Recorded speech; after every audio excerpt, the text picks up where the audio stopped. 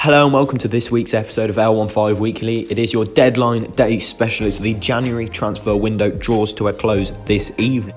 On this week's episode, we have your FA Cup review and preview to the next round. We also have your top 5 heroes of the week, and we are looking at all the latest transfers from this January transfer window. Let's get into it. So we're just going to go and have a look at the FA Cup round 4. In the FA Cup round 4, we had quite a few shocks. So the first shock I'm going to look at is Northampton holding Derby to a 0-0 draw. League 2 Northampton holding Championship Derby to a 0-0 draw. Northampton had 41% possession. There was one shot on target in the entire game, and that went to Northampton. The winner of the replay on the 4th of February will play Man United, so the stakes are very high in this 4th round clash. West Bromwich Albion beat West Ham 1-0, Slaven Bilic getting revenge on his former club. Connor Townsend's rasping early strike was enough to send the Baggies through to the next round. It was a 10-man West Brom as Semi Ajayi was sent off earlier on in the game. League 1 Portsmouth beat Barnsley 4-2 in the FA Cup 4th round. They reached their first FA Cup 5th round for the first time in 10 years. There were goals from Close, Marquis, Curtis and Burgess. So a cracking performance from Portsmouth to get themselves through to the next round. Shrewsbury Town drew 2-2 with Liverpool, and that was our game of the week last week, of course, if you'll remember. Bish obviously was on the show, predicted a 4-0 win to Liverpool. That didn't quite go to plan. I predicted 1-1, so, I was close. But manager Sam Ricketts of Shrewsbury Town said they should have won the FA Cup tie, so they staged a fight back against the Premier League leaders. Jason Cummings scored 2 as they were 2-0 down, Shrewsbury were, but it was an incredible comeback, and they'll play a replay on the 4th of February. There are some replay games to also be played on the 4th of February, including Birmingham City vs Coventry, Cardiff vs Reading, Derby vs Northampton, of course, Liverpool vs Shrewsbury, of course, Oxford United vs Newcastle United, of course, and Tottenham vs Southampton. So let's have a look at how the 5th round is shaping up. So we've got Chelsea versus Shrewsbury or Liverpool. We've got Leicester versus Coventry or Birmingham. Portsmouth versus Arsenal, Sheffield Wednesday versus Manchester City, Northampton or Derby versus Man United, Reading or Cardiff against Sheffield United, Southampton or Tottenham against Norwich City, and West Brom against Newcastle or Oxford. So I predict the top clash will probably be between Chelsea and Shrewsbury or Liverpool. Because obviously Shrewsbury, if they can stage an upset against Liverpool, can they stage one against Chelsea and get themselves through to the quarter-finals? So let's get straight into the original weekly feature of L15 Weekly. So we have got Heroes of the Week coming up for you now. So we're going to start with our first Hero of the Week, and that is Ivan Toney of Peterborough United. He scored in the 2-1 victory over top of the league Rotherham in League 1. Schmodit scored the other goal. Peterborough are 4th with 46 points. Rotherham have 50 points and are level on points with Wickham at the top of League 1. He's 23 years old and he has scored 18 goals in 28 appearances in the league. He's also got 4 assists and an average rating of 7.74 per game. He's the top scorer in League 1 and is banging in goals for fun in this very attacking Peterborough side. So that's a well-deserved Hero of the Week for Ivan Toney. Our next Hero of the Week is Bartolomej Dragowski. He is of Fiorentina and he kept a clean sheet and saved a penalty in the 0-0 draw against Genoa. He saves Krzyszto's penalty. He is a Poland under-21 international. He's kept 6 clean sheets for Fiorentina in Calcio, including this one. He's conceded 29 goals in 21 games in Serie A. He's played every single minute for Fiorentina and has saved 2/3 of the penalties he has faced. He came from Jagiellonia, Polish club, for 2.25 million in 2016. So it's a great Hero of the Week there. Next up with our Heroes of the Week, we have Josip Ilicic, who scored a hat-trick in a 7-0 crushing victory against Torino. Gosson, Zapata and Muriel got the other goals. Torino finished the game with only 9 men, with Izzo and Lukic being sent off for them. Atalanta sit 5th of Serie A in the Europa League group stage spots at the moment. Torino sit 12th as well in Serie A. He scored 13 goals in Serie A with 15 appearances. The Slovenian has also got 3 assists and has an average rating of 7.82. The 32-year-old likes to create chances and likes to play key passes and is also clinical when shooting from distance. Next up with our heroes of the week, we've got Alassane Pli, who scored twice in the 3-1 win for Mönchengladbach against Mainz. Neuhaus scored the other goal. He's got 7 goals and 5 assists in the Bundesliga this season with an average rating of 7.39. The Frenchman plays as a striker, likes to drift onto the right wing and cut inside and takes shots with his left foot. He's been clinical this season, has been a driving force for Mönchengladbach. Our fifth and final hero of the week comes from Sevilla in Spain, and it comes in the shape of Dutchman Luke de Jong, who scored in the 2-0 win against Granada. He scored 4 goals in 18 games in La Liga. You may be thinking that's not that many for a striker, isn't it? But he's a hold-up striker. He likes to lay balls off to opponents, is crucial to Sevilla's counter-attacking play. He has pacey wingers alongside him as well, the Dutchman does. He has a Campos and Nolito either side, so he's crucial to Sevilla's counter-attacking play this season. So it's transfer deadline day here on L15 Weekly, and we've got Scott coming in with the latest transfer news. Scott, how are you? I'm alright, thank you, Louis. How are you, mate? I'm good, thank you. So Scott, what have you got for us? So we've got, starting off with an earlier one from this winter transfer window, Christian Eriksen moving from Spurs to Inter Milan for 16.9 million. I mean, this was a shock to us all, Christian Eriksen moving from that club to Inter Milan, but I mean, what are we saying on it? I believe so. There's a better move for him with the issues going on he's had at Tottenham and the issues with his contract. He didn't want to sign a new contract, so Tottenham made the best move they could there. They were either going to lose money on him or let him go on free. So selling him now is the best decision for him and Tottenham themselves. Yeah, obviously he's 27, so he's still just edging out of his prime at the moment, but still an excellent player. Obviously, great with long shots, great at set pieces. He's great on the ball and can provide service for Lukaku and Martinez, can't he? Also, we have Bruno Fernandes that has been confirmed a couple of days ago to move to Man United for 68 million. I mean, where do we stand on this one? Well, it's a good move, to be honest. I mean, he'll probably make his debut at the Wolves match on the weekend. He's a very good player. A lot of people have said he's overrated, which I don't exactly agree with. I think you can't really call a player overrated when you've hardly seen him play. Obviously, they don't really show Portuguese football on the TV, on Sky Sports or BT Sport at the moment.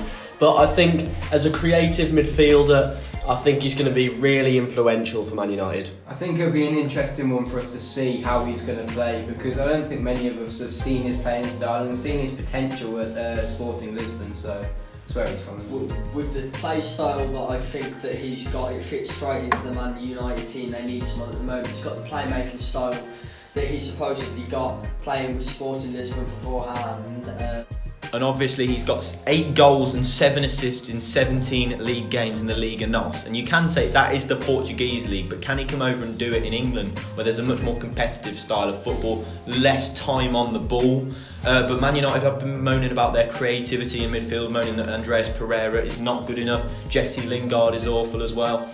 What they're going to have to get used to, what Bruno Fernandes is going to have to get used to, is the physicality of the Premier League and the English game in general. There's a lot of strong midfielders that he will have to cope against. Obviously, you've got players like David Silva. Obviously, he's not the strongest, but he's been in the Premier League for a while, so competing with players like him and other Premier League midfielders, I think he will struggle physically and he will have to learn how to cope with them. Another transfer, not quite as significant as some of the others, but still quite big, is Nathan Ferguson signing for Crystal Palace, coming from West Brom. Now, Louis, as a West Brom fan, you might be able to spread some light on this one. Well, obviously, I think it's an interesting move. His contract is due to run out in the summer. He has just played his first professional season with West Brom.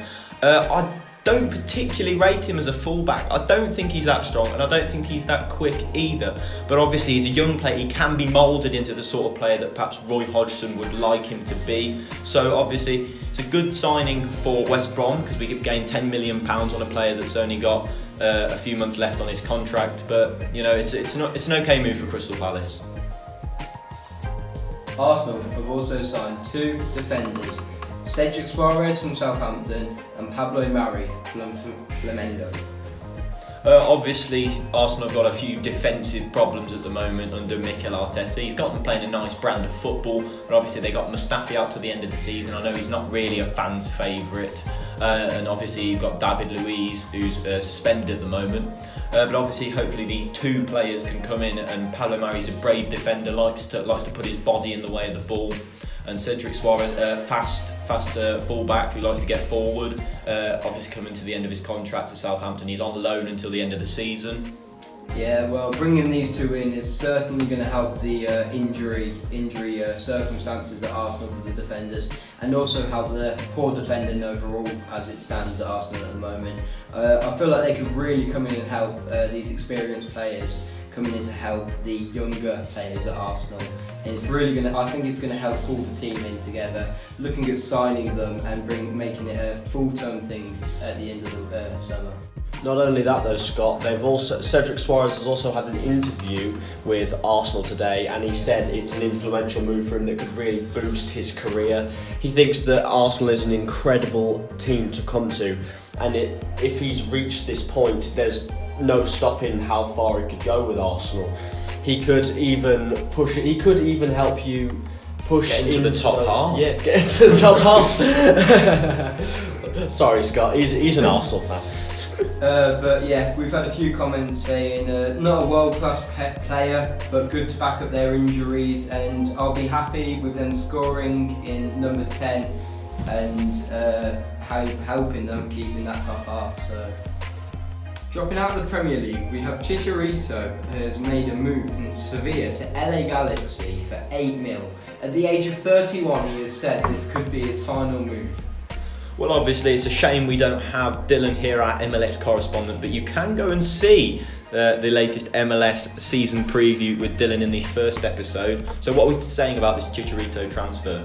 Well, I think this could be a good career-ending move for him, if that's the route he wants to take, because I feel like a lot of ending stars have finished at LA Galaxy, the likes of David Beckham, and they have been stars in their time and stars at LA Galaxy, and as we know, Chicharito was a big star in the Premier League at one point in his career, and I feel like it could boost his career again. He was a very good striker at Man United, and then he had that little spell at West Ham where he had a few good games there. I think he had a few good months at West Ham. He is a very good striker. He's a good poacher, gets in good positions and finishes those crosses into the box because he's a good header of the ball. He's a good finisher of the ball in general. But I think it would be a good move for him because obviously LA Galaxy lost Zlatan Ibrahimovic to AC Milan. Yeah. So they've been looking for that striker to bring in to help them, and I feel like Chicharito. I think it's a good move. It's another veteran striker they brought in, and they needed someone else that can potentially fill the role of someone like Zlatan. I know he might not fill the role as fully as Zlatan had, but he's got it there. He's got the experience in the bag to be able to help LA Galaxy with a good season to come. And obviously Chicharito in the Premier League has never scored a goal from outside the 18-yard box. So he's always in and around the penalty area poaching the ball. typical poacher. But that could be good for the MLS because we see their playing style, and a lot of their playing style is made with short passes and tapping goals. So. And obviously this may not be a career ender for him because you see Zlatan Ibrahimovic, you thought that's going to be his retirement home at LA Galaxy, but he's ended up going back to his former club AC Milan. So it's not over for him, so it may not be over for Chicharito. Hopefully he can add a bit of a push for the MLS conference for LA Galaxy. Also, nothing's yet been confirmed, but we have talks of Olivier Giroud being looked at by the likes of Spurs and Newcastle, and also talks of him heading off to Italy for the rest of the season. Well, that's a very interesting rumour. Obviously, lots of teams just looking for a bit of a second string striker at the moment. You've got Tottenham, you've got perhaps Newcastle, who haven't been putting away the goals that they need with Joel Linton up front. And obviously Lazio looking at him. Inter Milan have decided to step back at the time of recording this. And so have Newcastle have decided not to purchase him either. But obviously Tottenham's still in the market for a striker as Harry Kane's injured. I think it's a shame that Newcastle have pulled out of that deal actually, because Newcastle would have been a very good move for Olivier Giroud. I think He's out of form at the moment. He's a very good striker. He's a good finisher of the ball. He can head the ball. He can finish the ball. He can finish outside the box. He's not just an in-the-box striker. But going to Newcastle could have got his form back, and I think it's a shame that Newcastle pulled out of that deal. And his last game was in November. He hasn't been injured, just hasn't been in the side, and that was in a 1-0 defeat against West Ham. So obviously he hasn't been playing much for Chelsea, and he needs a bit of football. He's a good hold-up striker, very strong, very good in the air. So it'd be good to see him get some football. I think the only issue with him and his play style at the moment is the play style that he now plays is quite an unpopular technique. With the way strikers are today, they're fast, strong, prolific, quite skilly, and they can finish where Giroud can finish. He's quite strong, but he's not got the pace that you'd be looking at someone like Josh King or Andre Gray, someone that does have the pace of a striker, that can finish of a striker, that can really work the team and play as more like a Cam, but can really shoot as a striker they are and playing two roles pretty much. Yeah, I think where we stand on this is at the moment is Chelsea have said that they do not want to let him go for the reasoning Barcelona are looking at signing Willian. I think £20 million on Willian. So at the moment, I don't think Chelsea want to let him go quite yet. I think they understand he's going to want more playing time, but they don't want to lose him as a key player. He hasn't been getting the game time, but I think they want to have him in the bucket for anything to come. Not only that, Chelsea are lacking in attacking players at the moment. Obviously, they have Tammy Abraham. They've got He's currently injured. Can't rely on him. He's still young. They've got Callum Hudson-Odoi once again. He's young. They've got Pulisic, but honestly, they lost Eden Hazard, who was doing extremely well at Chelsea. Obviously, not doing very well at Real Madrid. If they lost Willian, they wouldn't be able to lose Olivier Giroud as well. Someone as big a player as Giroud, I know he's not playing, but to lose another striker that really would put them in the shallow end of the attacking side where they need those players, and they're still not attackingly strong for the side they should be for where they're meant to be performing in the Premier League. The 29-year-old Ryan Bennett has been seen arriving at Leicester's training camp, making a move from Wolves. It's set to be confirmed now, having his medical. So, Bish, as a Wolves fan, how are you looking at this? I mean, Ryan Bennett wasn't exactly a star-studded player for us. He did very well in the Championship and did very well in our first season. Obviously, we played him in most games. But currently at the back, we've got the likes of Connor Cody, Willy Bolly, Dendoncker and Saïd can drop into those positions. So Ryan Bennett isn't exactly needed at the club at the moment, and I don't think he's at the correct level to be playing there. I mean, Leicester are currently second in the league, so it's a strange move to see Ryan Bennett go up to Leicester. Obviously, they lost Harry Maguire to Man United for about 75 million, something like that. So to replace him with Ryan Bennett, maybe he won't play every game. Maybe he'll just be a bench substitute. But he's only there on loan for the rest of the season as it stands, so whether they're going to look at making this permanent or whether they're just going to keep it as that. We are waiting for clarification to check if there is a deal to make that permanent, but yeah, at the moment it is just a loan deal. Well, he's only made 15 appearances, with most of them coming off the bench. He's played 787 minutes. He's got an average rating of 6.5, so you can tell that he's sort of surplus to requirements at Wolves, obviously with a lot of good players in front of him. So it'll be interesting to see if he actually gets a start at Leicester, because obviously this frees up Filip Benkovic of Leicester to go on loan to perhaps a Championship club like Sheffield Wednesday and Bristol, who are sniffing around the Croatian. Well, at the moment, Ryan Bennett isn't exactly very good at defending, I must say, as a Wolves fan, but he is very good at assisting opposition strikers in our recent few games. He's very good at passing the ball to them or losing the ball, probably intentionally, and I think that's the reason we've lost a few games, to be honest. So to see him go, obviously he did a brilliant in the Championship and did brilliant in our first Premier League season, so it's not exactly an upset. And you've sent Jesus Vallejo, you've sent him back to Real Madrid after his loan move, and he's now gone on loan to Granada, so that's an interesting one to sort of lower the strength in depth of your centre-back position. I think it's a shame to see Jesus Vallejo go like he did because he didn't play many games. He's a very good defender. If we'd have utilised his strengths very well, playing him at the back with Connor Cody and Willy Bolly. Obviously, Willy Bolly was injured for most of the time that Vallejo was there, so we were playing Dendoncker in Willy Bolly's role. But I think it's a shame that we didn't use Jesus Vallejo to his full potential because if we had, I reckon he could have been a really influential player for us. Only 2 Premier League appearances for Jesus Vallejo, obviously only one coming off the bench and 1 start. So it shows a bit that Nuno didn't perhaps fancy the young Spanish man. And another one is Wolves have signed yet another Portuguese player, Daniel Podence, for 19 mil. I mean, Bish, where are you standing on this one then? I mean, I think he'll be a good signing for us. Obviously, he's a very good forward coming from Olympiacos. Obviously, fits into our Portuguese ethos that Nuno has set for us. But I think if we were to play him over Diogo Jota, who hasn't exactly been amazing for us this season, I think he could be a really influential player for our club. I think he'd be a great player. I think he's got the experience. He's a big name that players and people have discussed over the period of the last couple of months or years. I've heard his name before the signing of Wolves. I think he'll be a great player. I think will fit straight into the side that you've got. I think it's a great signing for a side that are looking for Europa League or Champions League football again in the following seasons and to really push their position in the table in the following seasons.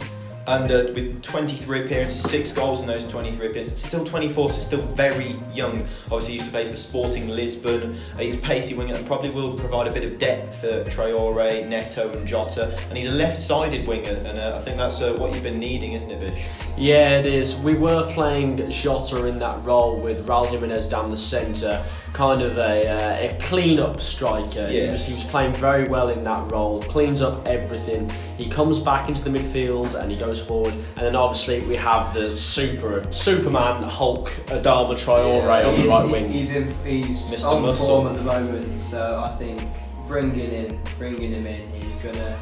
I think he's gonna set him well with Adama Traore. I think they're gonna settle well with a bit of link-up play there. Like I think they're gonna do well on that. I think maybe if Podence could teach Adama Traore to cross, that'd also be very influential for our season. He hasn't got an assist this season, which probably does prove that he does like to cut inside off the left-hand side, likes to go and run straight towards the goal. Similar to Adama Traore, which is where that's going to sit in there. We don't mind goals as Wolves fans. No, goals are fine. And Man United, the big news at the moment, looking signing their new striker, or a potential new striker, of Josh King from Bournemouth. What are we? Well, to be honest, Josh King would be a good signing for them at the moment. They have got a few good strikers like Marcus Rashford and Anthony Martial, but I think they lack a bit of strength up front. I'd say they lack finishing as well. You've seen their last performances. True. But they do lack strength since Romelu Lukaku left to go to Inter Milan. But they haven't just been looking at Josh King as a strong striker, they've also been looking at Teemu Pukki. What do you think about that, Lou? Well, obviously, he's Premier League proven with 11 goals in 23 Premier League appearances for Norwich, who are obviously struggling at the moment at the back, but their attacking sense has not been disturbed by this relegation dogfight. At the moment, the defence is the problem, and I can't see them wanting to part with Teemu Pukki for anything less than maybe about 40 to 50 million pounds for the lad. And obviously another striker Man United have actually pulled out of a deal with is Willian Jose of Real Sociedad. I'm not sure how this one's going to work. He's a good striker in the league he plays for. He's of age, I believe he's 34, I could be wrong there. He's of age of a striker that Man United really need. They need someone young, someone who's a lot faster than someone like Willian Jose. We spoke about it earlier on, where he's not really the type of popular technical striker people look for these days, where fast and strong. He's more of the hold-up striker, and he's better in the air. He's an aerial threat. Not sure if Man United need a player like him on their side, but he could be worthy. It'd be a big risk to have took if they were to have carried on with making a deal out of him. Also, Willian Jose has not moved for a while from Sociedad, if I'm correct. He's been at Real Sociedad for a few years now, and maybe he might be too attached to the club to move in the first place. I agree with you. I think where Man United's issue lies with these strikers that they've been looking at, the likes of Timo Pukki and Josh King, is I think their problem there is they're both strong first-team strikers for the clubs they're at. I mean, it's going to take a lot to bring the clubs to letting them go, because Josh King and Pukki have both put out strong performances in the Premier League this season for both of their sides, and it's going to take a lot to see them move from that club there. And adding on what Scott said there, Bournemouth have got a lot of injury problems. Josh Keane injured himself at the moment. He was in training today and he's just getting back into the recovery stage, hoping to make some first team appearances very soon. But I can't see Bournemouth parting, considering the injury problems that they've got at the moment and the relegation dogfight that both Norwich and Bournemouth find themselves in. See, this is it's a great conversation to have, because obviously both teams are struggling. There's about 5-6 teams sat at the bottom at the moment that really can't be letting go of any certain players. Norwich being one of them at the bottom of the table by about 5 points, or it could be 3. It's at the moment they're sat at the bottom of the table. It's a close one, yeah. And they can't afford to be letting go of their main striker, the striker that's put them with the points they've got so far this season. Without him, they'd be even further at the bottom of the table. They would be sinking. It's the same with Bournemouth at the moment. They've got a striker that they need to hold on to be able to perform at a better performance rate than they have this season. We know their next fixture is Aston Villa. It'll be a strong game. It's a winnable game for them, and it's a must-win game to be escaping that bottom 3 that they are sat in at the moment, and to be able to keep him in would be great for the team. Hopefully help their performances. We know what an influential player he really is. Not only that, I don't really think Man United need to bring in another striker. I think Anthony Martial and Marcus Rashford are completely Rashford's capable. injured at the moment, obviously. Yeah, at the moment, but I think they are completely capable of putting away goals. I think they're looking above what they need at the moment. They're looking way too high. Well, if Pukki and King are first choice strikers of their own, they're not going to want to move to Man United and sit on the bench. Yeah, be a second choice.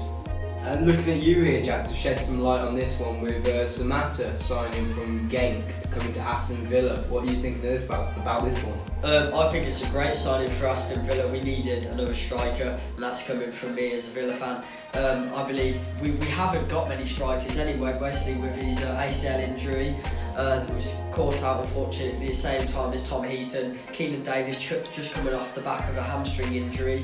We've now got Buona Samatta, the first Tanzanian to be playing in the Premier League. He's got a lot of proud Tanzanians supporting him back home. He had his first game against Leicester in the Carabao Cup in the semi-final the other day, and it's a very strong first performance for the man. He plays a similar role to Wesley. He's got the strength, a little bit more prolific, which is really what Aston Villa are looking for. The £12.5 million signing is really something they needed, with the first team striker now coming into the side. It really will create competition for Wesley. I think it's a great signing. I really do hope to see how he plans out for Villa and shapes the rest of their season, the important season. Who do you think is more likely to start, either Wesley or Samatta? And also, who do you think is going to start the next game against Bournemouth? I think that's a great question. Wesley and Samatta both play very strong styles. You may have seen from Wesley's style and Samatta, if you've seen the Leicester game, very strong strikers. I think that's a hard one to call. I think Wesley will still maintain his spot.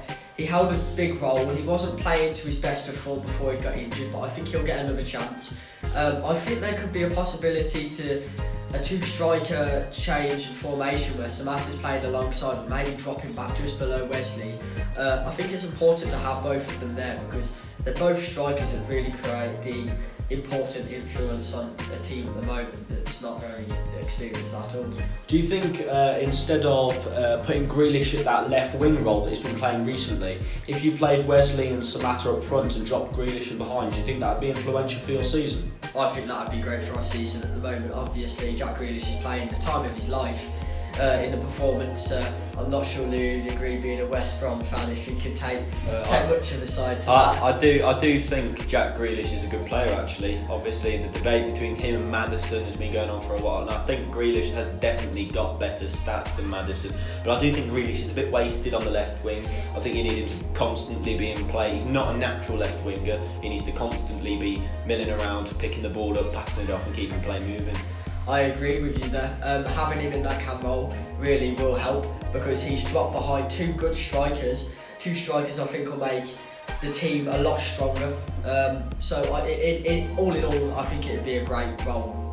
And La Liga player Lobotka has moved from Celta Vigo to Napoli for a price of 20 million. I mean, it's a big move. It's a big move for him, moving from Spain to Italy. I mean, do we want to shed some light on this one? Obviously, the Slovakian international who's played for Celta Vigo has been a main man for them this season so far. Now he's moved to Napoli, where he may find some stiff competition in the midfield. You've got players like Diego Den, you've got Fabian Ruiz, you've got Piotr Zielinski. Players that are going to cause him a lot of competition. But he's a strong midfielder. He's obviously very good with tackling and aerial duels, so he's going to be pretty decent for Napoli, hopefully. It's going to look a bit like that Ronaldo move. When Ronaldo moved from Spain to Italy, I mean, it hasn't exactly shone his career. He's still in form, but he's dropped a bit with that Italian move. Do we reckon it's going to look the same for him? Or obviously he's a different kettle of fish to Ronaldo. Obviously one of the world's best, and obviously Lobotka is just finding his feet, perhaps trying to get into Italy. Obviously the Slovakian international plays regularly for his national team in the European Championship qualifiers, and hopefully he's gonna make a good addition to the Napoli squad, whether it's starting or whether it's just on the bench. Just a quick question for you all. Do you think he'll be playing an engine role as that centre mid he is, or more of a catalyst and performing more of an attacking role? As you said, he wins the aerial threats and he's more of a dual contesting centre mid. Do you think he'll be the engine of the team, or do you think he'll play more of a cutter? I'd say engine. I think he's got a lot of versatile qualities about himself. He's a good passer of the ball, and obviously he likes to be tough in the tackle. He likes to get in and dig in for his team. Especially in that Italian league, some of those lower teams with not a lot of experience, I reckon he could power straight through their midfield and create a lot of chances up front for the Napoli team. But yeah, Newcastle United have agreed a loan deal with Tottenham Hotspur to sign Danny Rose until the end of the season. I mean, that is a huge signing for them. Well, obviously he's an England international.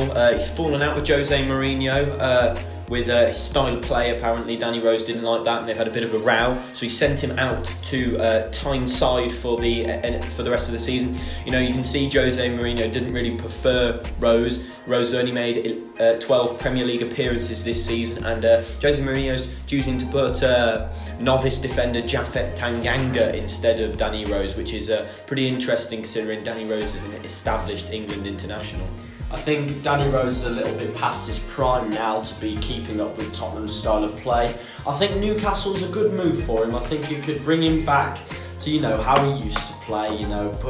Put in those tackles, getting forward as well down the line. But I think if there was a club that I'd recommend he would go to, if it was me, I reckon Newcastle would have been a good shout, and they've done it. It's a great signing as well for Newcastle, because they're 5 points above the bottom 6. And they're still in danger of dropping into the bottom 3. With only being 5 points, they need to strengthen their defence. They are still competing against teams like Everton. I know it's a late draw that they held against Everton, and they've brought up big results all season. But just the bolstering in that defence really does help them. Obviously, he'll fit straight into that Newcastle team, and I think he'll help them improve in the course of the season and become more of a top 10 team, instead of that bottom half table side they've been looking at so far this season. And obviously Newcastle have had a bit of an injury problem with Pietro Williams, who is on loan from Augsburg, and obviously he's injured to the end of the season, so that's not going to be good news for Newcastle. They've had to bring in another fullback to compensate that. Right, and Tottenham, the impact on them for this transfer, they're in 6th currently, moving up the table. And as we've seen, they've made a lot of changes to their squad. How do we think that's going to impact on them? I think bringing in a lot of players can shuffle up your squad quite a bit. Obviously, you've got a lot of players to get used to, so the chemistry's not all going to be there for their first games. But I think, obviously, as we're midway through the season and training is in full flow, I think they'll get used to each other quite quickly. Yeah, losing the experience they've already had in that Tottenham side, so the players of Danny Rose and Christian Eriksen, it's not exactly. It's not the strong side that we really know as the Tottenham side. They've got a lot of youngsters in there that are fully capable of the role that they commit for. But I think we'll see a different play style with Tottenham, and we'll see how Jose Mourinho can really manage this Tottenham side. Obviously, this new youthful look of Jose Mourinho's Tottenham, it's very contrary to what he's been doing at former clubs, obviously picking from the top of the tree, Jose Mourinho, but he's had to sort of develop a new philosophy at Tottenham. Steven Bergwijn's come in from PSV, obviously that's a good transfer, 22 years old. He's really bringing the youth through, and that's surprising to see from a Jose Mourinho side. I think it helps us realise that he's still not as bad a manager as some people think. Obviously, he had a lot of criticism when he was at Man United, but now you look at it and you can see that he can still bring in those youth players and still make a team work for him. Well, he's also looking, as I've just seen, to bring in Gareth Bale. He's looking at whether that's going to follow through. It's another question, but Gareth Bale's had previous success at that club. That's where his career really peaked. So. Yeah, and also, but the problem is about that Gareth Bale move. Zinedine Zidane is extremely against Gareth Bale. I think if he doesn't let him move, I think it's out of spite really, because they've never really got along, really, have they? No. So if he was to move, Wales, Golf, Madrid in that order. Wales, Golf, Madrid. I think if he was to move, Tottenham would probably make it quick, and it'd be very beneficial. But they have to get it done soon, and they'll have to try and get through the thick skin of Zinedine Zidane first. It's been a very hectic end to the January transfer window here, and we're glad to have brought you that sort of coverage here on L15 Weekly. So firstly, thank you to Scott for reading out the transfers for us. No problem, Lou. Thank you very much for having me on. No problem. Bish, thank you for coming on again. No worries, mate. And thank you, Jack, first timer on the podcast. Thank you for coming on. Thank you, it's been nice being here. And that brings us to the end of this week's episode of L15 Weekly. If you've got any of your predictions for Hero of the Week, please drop them in the comments section below, or put them on my Twitter at L15weekly, and same on Instagram. Thank you very much for listening to our Deadline Day special, and we'll see you next time. Goodbye.